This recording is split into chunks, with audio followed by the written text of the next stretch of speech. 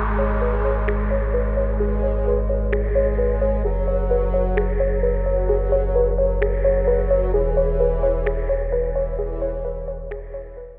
everyone, welcome back to my channel. In this video, we basically build a mathematical expression reader website, or you can say app. In this, we basically using Flask, OpenCV, or Tesseract OCR, which basically used for mathematical recognitions like images, digits. So that is the basic import files that we have. Then in this we basically have the simple images. In that we have simple mathematical expressions like 2 plus 5 or 50 minus 8, and it automatically extract and calculate and give us the results.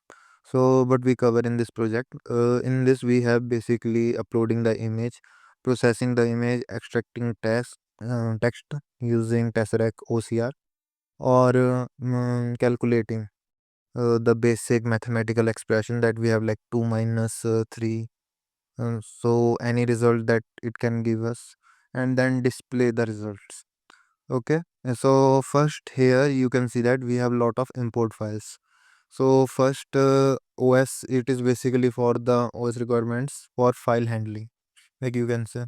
Then we have CV2. It is help to processing or uploading images. Okay. Then we have PyTesseract. It is used for extracting text and mathematical expressions from the image. Okay. NumPy, it is used for the what we can say data handling. Like we have to upload the images and all that kind of stuff. No? Flask is used for the GUI.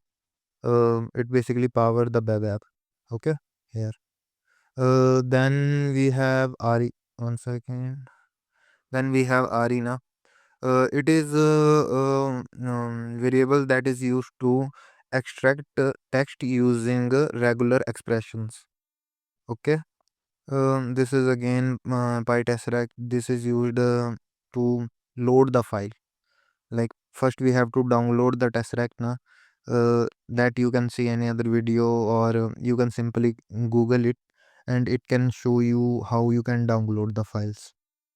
This is the location where it can be stored. Okay. Then we have the setting up the Flask configurations. This is that. So app name.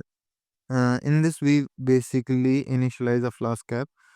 Secret key is needed for Flask messaging or error message, like that kind of stuff. And upload files, in this we basically upload the images, like in which we have the mathematical expression like 20 minus 6 or something like that. Then we ensure that the upload file exists in the particular format, like PNG, JPG, or JPEG. Okay. And then we have the ensure upload file is exist. And then we have this thing. In this we basically check the upload files, if the extension is valid, or prevent user to upload unwanted file types. Okay. So yeah, you can see this. Then we have the image path here. In this, we basically convert the image into gray scale image for the better OCR performance. Like you can recognize it betterly, or it can help us to extract the information, like find out which digit is like 1, 2, 3, 4, or something else. And in this, we convert the image into grayscale, basically black and white, for better text extractions. Then we denoise the image for providing more accuracy and precision. Okay. Here you can see that this is the threshold value to like soften the image. For denoising, you can basically say that. Then we have the extracting mathematical expressions from the image. In this we basically process the image, use tesseract image to strings to extract text. Here we have the custom configurations, make tesseract only detect numbers and mathematical symbols. This you can see the here, these ones. Okay. Finally we clear up the extraction text. Yeah. Then we have the validations and phrasing of the expressions here. Uh, in this, we basically use regular expressions to validate the expressions. Like only accept a simple mathematical expression like plus, minus, divide, multiply, or we have two numbers here, like for example num1, num2. In middle we have the operation like plus, minus, anything, and then they return their values here. Okay. After that, we have to performing the calculations. So these are the conditions like sport addition, subtractions, return the result, raise an errors for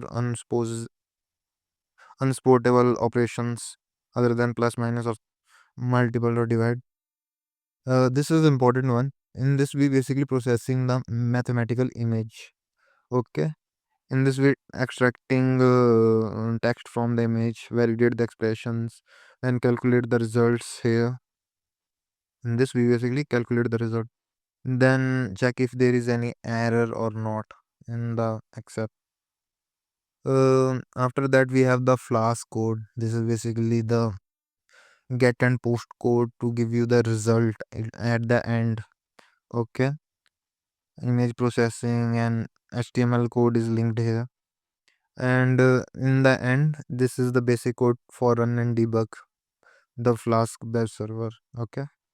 In the templates, we have index HTML file. In this, we do not have anything fancy. We use the simple codes, like you can say that header files, never, uh, divs. Here we have the important things like we can getting the pre-processing models from the app.py files, and it basically posting here after the result is shown. Here you can see the okay. And in the statics we have two folders, one for css file. This is the code for the css file. Mm, Here you do not have anything fancy. We have basic CSS code like margin padding or colors, so you can easily understand anything.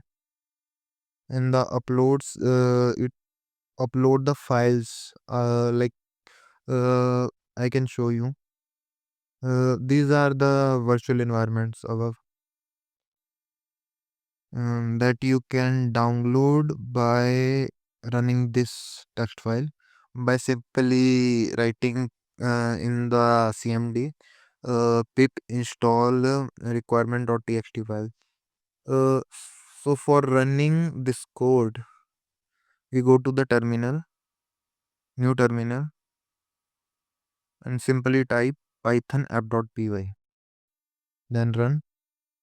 Here we have the link. We go to this website and there, this is the GUI you can say. In this we choose the image. For example, I choose the image one. I take the two sample images.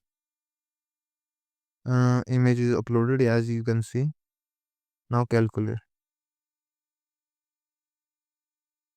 It take times because this is not like a high computing model. It is a simple mode. You as you can see in this image, we have 20 minus 6, and it is giving us the result. Okay. We can again choose another image like 2.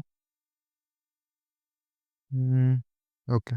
Image is uploaded and it gonna give us answer like this.